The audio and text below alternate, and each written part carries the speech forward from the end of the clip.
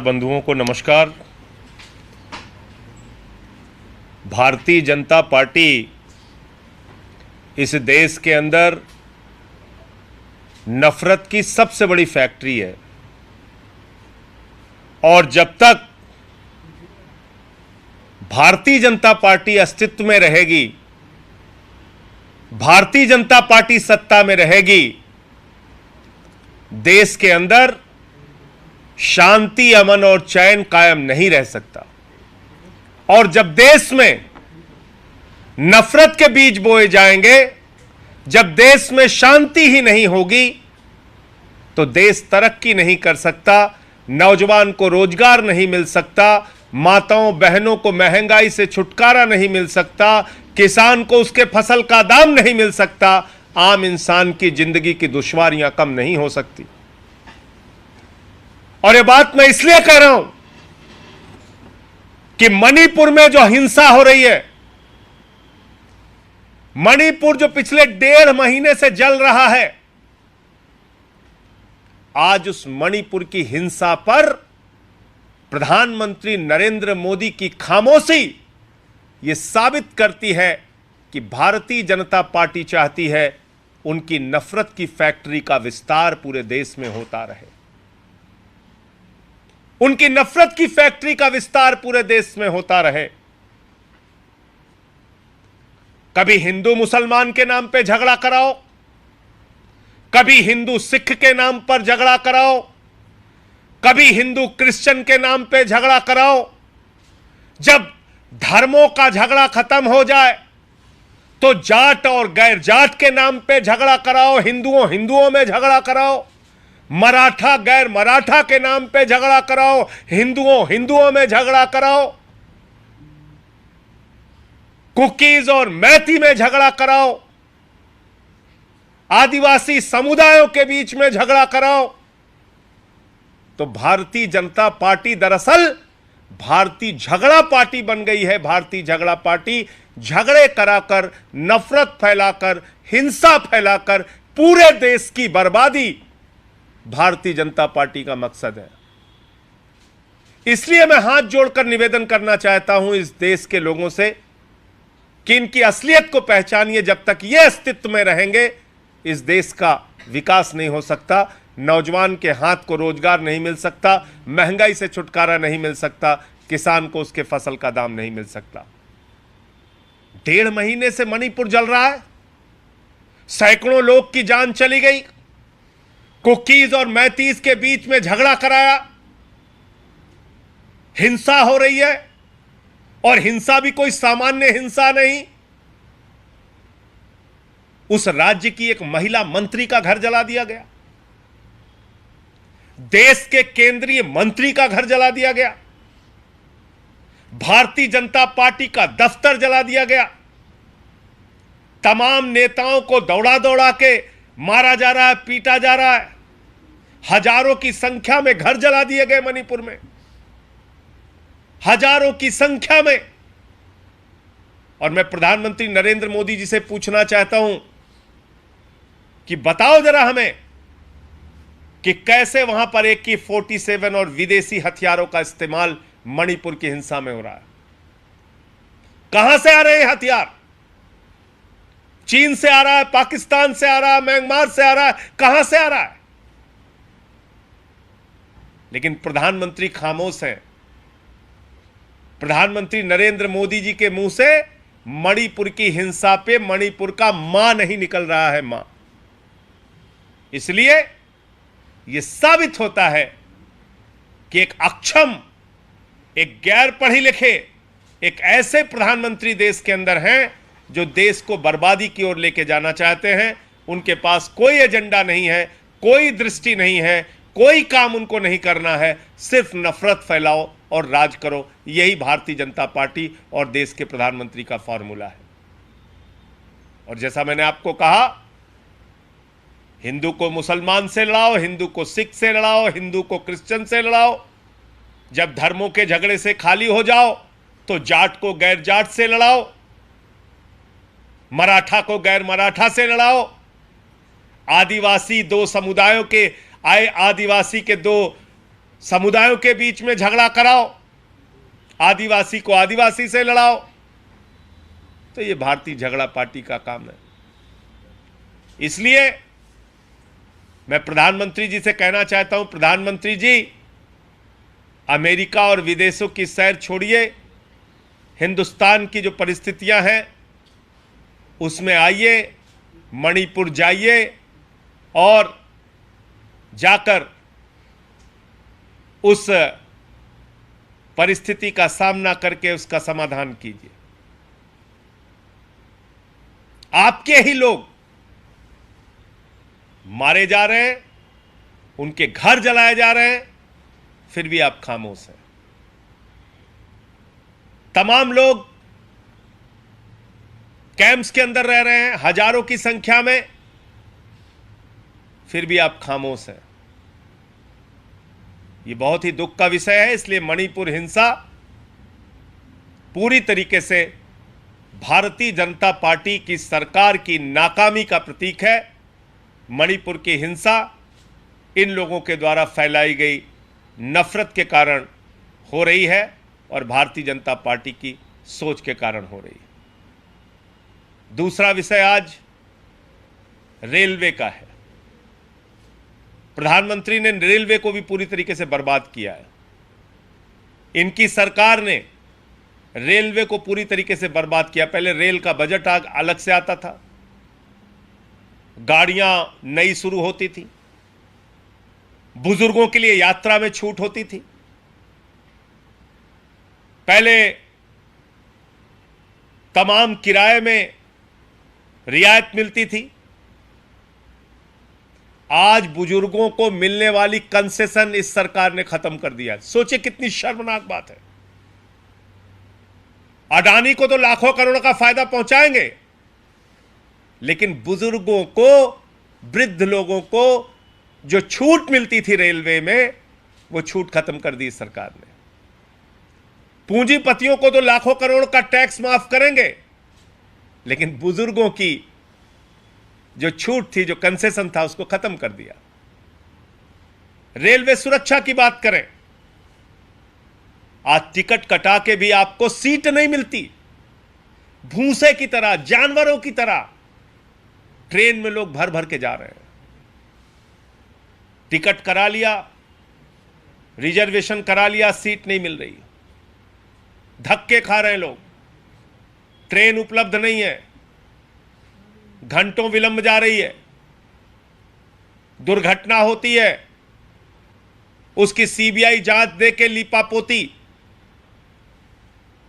आप मुझे बताइए, जिस घटना के बारे में 3 महीने पहले 9 फरवरी को वहां के चीफ इंजीनियर की रिपोर्ट आ चुकी थी कि अगर यहां इंटरलॉकिंग सिस्टम ठीक नहीं किया गया, बालेश्वर वाली जो घटना हुई उसमें साफ तौर पे 3 महीने पहले 9 फरवरी को यह कहा गया कि अगर इलेक्ट्रॉनिक इंटरलॉकिंग सिस्टम ठीक नहीं किया गया तो यहां कोई बड़ी घटना हो सकती है। कब? 9 फरवरी की रिपोर्ट है, 9 फरवरी की चीफ इंजीनियर की रिपोर्ट है। और उस रिपोर्ट को रेल मंत्रालय ने और मोदी सरकार ने नजरअंदाज किया। जब 300 लोगों की जान चली गई तो वहां जाके ड्रामा कर रहे हैं, कह रहे हैं गर्मी है, गर्मी है, गर्मी है। ड्रामा हो रहा है। तो इसलिए रेलवे को बर्बाद करने का काम भी हमारे चौथी पास राजा ने किया। आज रेलवे में यात्री सुविधाएं समापन की ओर बढ़ रही हैं। दुर्घटनाएं दिन प्रतिदिन, पटरियों से ट्रेन का उतरना, ये तमाम घटनाएं तेजी के साथ बढ़ रही हैं। और एक मसला दिल्ली की कानून व्यवस्था को लेकर है। आप सबसे कुछ छुपा नहीं है। कभी कई किलोमीटर तक एक बेटी को घसीट के मार दिया जाता है, कभी एक बेटी को चाकुओं से गोद के मार दिया, लगातार कई चाकुओं से गोद गोद के उसको मार दिया जाता है। कभी एक बेटी को काट काट कर अलग अलग जगहों पर उसका शव फेंका जाता है, उसके टुकड़े फेंके जाते हैं। कभी गैंग वॉर होता है सड़कों पर दिल्ली के, कभी न्यायालय के अंदर हत्या होती है। यह दिल्ली की घटनाएं बता रहा हूं मैं, देश की राजधानी दिल्ली, जिसकी सुरक्षा व्यवस्था प्रधानमंत्री नरेंद्र मोदी जी के हाथ में है, जिसकी सुरक्षा व्यवस्था अमित शाह जी के हाथ में है, दिल्ली के एलजी महोदय के हाथ में है, विनय कुमार सक्सेना जी के हाथ में है। उनको तो केजरीवाल से लड़ने से फुर्सत है नहीं, तो कानून व्यवस्था कब देखेंगे? वो भी नफरत की फैक्ट्री के प्रोडक्ट हैं।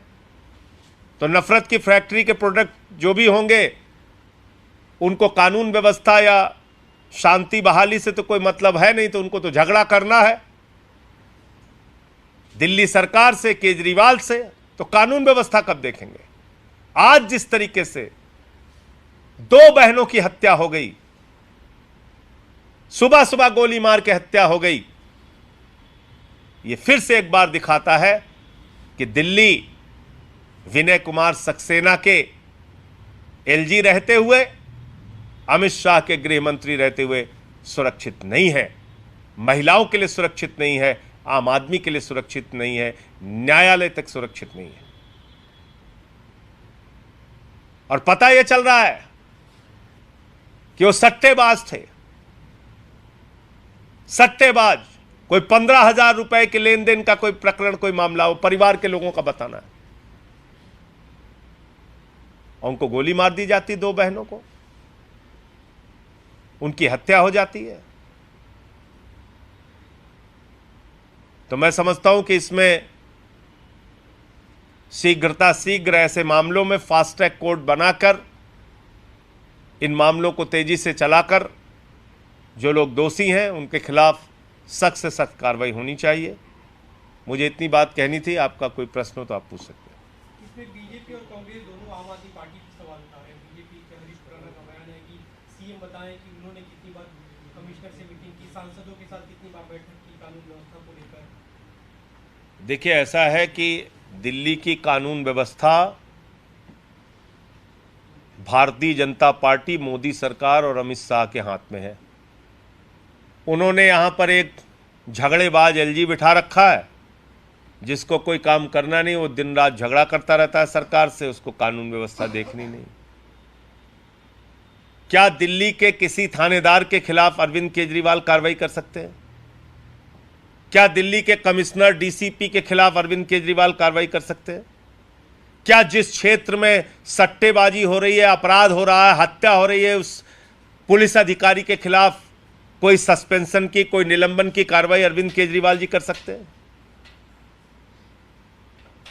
तो ये अपने गुनाह दूसरे के ऊपर टालने से कब तक काम चलेगा? अरे केजरीवाल जी के हाथ में दिल्ली की सुरक्षा के लिए जो करना होता है, सीसीटीवी कैमरे का जो जाल बिछाया है, उसमें दुनिया में नंबर 1 शहर दिल्ली है। जो हमारे काम है हमने किया है। केजरीवाल जी ने सीसीटीवी कैमरों का जाल बिछाया। प्रधानमंत्री की भतीजी का भी पर्स छीना गया, तो पुलिस ने उसी कैमरे से, सीसीटीवी कैमरे से फुटेज निकालकर अपराधियों को पकड़ा। तो हमारे जिम्मे तो जो काम है उसको बेहतरीन करके दिखा रहे हैं। लेकिन इस प्रकार की गुनाहों पे, अपराधों पे बातें कहना और अपनी गलती को दूसरे के सर मढ़ना, ये भाजपाइयों को बंद करना चाहिए और अपने अंदर झांकना चाहिए, इसका जवाब देना चाहिए। सर, आप लोग कई बार इस सरकार की तुलना इमरजेंसी वाले दौर से करते रहे हैं। आज पीएम ने भी मन की बात में इमरजेंसी का जिक्र किया, यात्राएं दी गई, थोपा गया। कैसे देखते हैं, क्योंकि इमरजेंसी की एनिवर्सरी भी आने वाली है? देखिए, आपातकाल इस देश का काला अध्याय था, कोई इसमें दो राय नहीं है, दो मत नहीं है। लेकिन आज क्या कर रहे हो आप? कानून मानना नहीं, संविधान मानना नहीं, लोकतंत्र मानना नहीं, संघीय ढांचा मानना नहीं, ईडी को, सीबीआई को जिस प्रकार से आज ये सरकार इस्तेमाल कर रही है, पुलिस को जिस प्रकार से ये सरकार इस्तेमाल कर रही है, तमाम लोकतांत्रिक अधिकारों को छीना जा रहा है। संघीय ढांचे को कुचलकर राज्य सरकारों को खत्म किया जा रहा है। जहां बीजेपी हार जाती है वहां तोड़फोड़ शुरू कर देती है, खोखा खोखा शुरू कर देती है, करोड़ों रुपए के लेन देन करती है, विधायकों को खरीदती है, खरीद फरोख्त करती है और सरकारों को गिराती है। इसके अलावा कोई काम नहीं करती। तो प्रधानमंत्री जी अगर आज मन की बात में आपातकाल पर बोल रहे हैं तो सबसे पहले अपने काल के बारे में बोलना चाहिए। उन्होंने अपने काल को किस प्रकार से कलंकित करने का काम किया है, यह भी प्रधानमंत्री जी को बताना चाहिए। सर, आदिपुरुष फिल्म में कुछ जो डायलॉग है जो विवादित है उसको लेकर आपने भी मुद्दा उठाया था। अब ये खबर आई है कि जो फिल्म के निर्देशक हैं, जो टीम है, उन्होंने बयान जारी किया है कि विवादित स्टेटमेंट्स हटाए जाएंगे। इस पर आप क्या कुछ कहना चाहेंगे? देखिए, पहली बात, मैं कल से देख रहा हूं भाजपाइयों को कह रहे हैं सैकड़ों करोड़ कमा लिया, सैकड़ों करोड़ कमा लिया। इससे ज्यादा शर्मनाक बात कोई हो सकती है? तुम्हारे इतने मुख्यमंत्रियों के आशीर्वाद से वो फिल्म बनी, योगी आदित्यनाथ जी के आशीर्वाद से, शिवराज सिंह जी के आशीर्वाद से, हेमंत विश्व शर्मा जी के आशीर्वाद से, एकनाथ शिंदे जी के आशीर्वाद से, मनोहर लाल खट्टर जी के आशीर्वाद से, पुष्कर धामी जी के आशीर्वाद से, देवेंद्र फडणवीस जी के आशीर्वाद से। मैं थोड़ी कह रहा हूं, ये तो चिल्ला चिल्ला के वो फिल्म कह रही है। इस फिल्म को देखा उन लोगों ने, इसमें पूरा सहयोग किया बीजेपी के नेताओं ने। तो क्या उस समय उनकी बुद्धि, उनकी सोच आसमान में चली गई थी?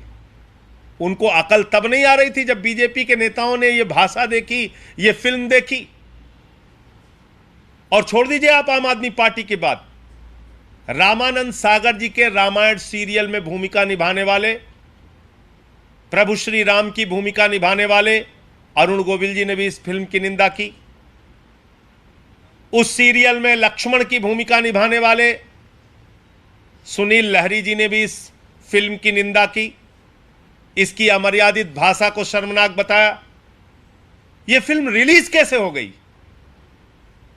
सवाल तो इस बात का है, सेंसर बोर्ड जो है, भाजपाइयों का सेंसर बोर्ड, वो भांग खा के सो रहा था क्या? उसको अकल नहीं आ रही थी? आप प्रभु श्री राम के नाम पर एक फिल्म बना रहे हैं, उस पे एक काल्पनिक दृश्य दिखा रहे हैं जिसमें सीता मैया को कोई छोरा लगा रहा है। यह किसको स्वीकार्य है हिंदुस्तान में? बताओ जरा मुझे, किस व्यक्ति को यह स्वीकार्य है? किस हिंदुस्तानी को यह स्वीकार्य है? किस हिंदू को यह स्वीकार्य है कि कल्पना के आधार पर एक दृश्य, रामायण के आधार पर बनी फिल्म आदि पुरुष में दिखाया जाए जिसमें सीता मैया के गर्दन पर छुरी दिखाई जाए? किसको बर्दाश्त है बताइए आप? सुसैन वैद्य नहीं आ रहे हैं उसमें, फिल्म में। उसमें दो महिलाएं आ रही हैं। श्री लक्ष्मण जी को वैद्य की जगह वो आके जड़ी बूटी दे रही हैं। ये क्या बना रहे हैं आप फिल्म में? तमाशा कर रहे हैं। डायलॉग तो मैंने कल सुनाया था, आज दोबारा सुनाने का मन नहीं है, कहिए तो फिर से सुना दो। तो सड़क छाप भाषा का इस्तेमाल आप कर रहे हैं, भगवान श्री राम का, भगवान बजरंग बली का, माता सीता का घोर अपमान कर रहे हैं और भाजपाइयों के आशीर्वाद से कर रहे हैं, बीजेपी नेताओं के मिलीभगत से कर रहे हैं और उसका जश्न मना रहे हैं। कह रहे हैं सैकड़ों करोड़ कमा लिया, सैकड़ों करोड़ कमा लिया। अरे भाजपाइयों, धर्म को धंधा मत बनाओ। बीजेपी के लोगों, धर्म को धंधा मत बनाओ। प्रभु श्री राम के नाम पे फिल्म बना के सैकड़ों करोड़ कमा लिया तो पीठ थपथपा रहे हो, सैकड़ों करोड़ कमा लिया, सैकड़ों। अरे भगवान का अपमान करके सैकड़ों करोड़ कमा लिया तुमने। उसका जश्न मनाओगे? तो इस फिल्म को बनाने वाले लोगों के खिलाफ और ये जो लोग, जिन मुख्यमंत्रियों का नाम मैंने लिया है, इन सब को सामने आकर देश के लोगों से माफी मांगनी चाहिए। जो कल मैंने कहा था, आज फिर उस बात को दोहरा रहा हूं कि इन लोगों को सबसे पहले माफी मांगनी चाहिए। और सेंसर बोर्ड ने इस फिल्म को पास कैसे किया, स्वीकृति कैसे दी, प्रधानमंत्री नरेंद्र मोदी जी को और जेपी नड्डा जी को भी इस देश के लोगों से माफी मांगनी चाहिए। क्या आप लोग बैन लगाएंगे सर दिल्ली में?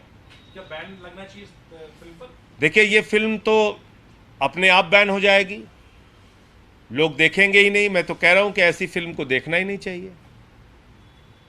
अगर भगवान श्री राम का अपमान देखना है लोग तो जाएं, अगर माता सीता का अपमान देखना है तो जाएं, प्रभु बजरंग बली का अपमान देखना है तो जाएं फिल्म में, देखें अपमान। अगर रामचरितमानस का, रामायण का अपमान देखना है तो जाएं, अगर नहीं देखना है तो ना जाएं। लोग ही अपने आप बैन लगा दें।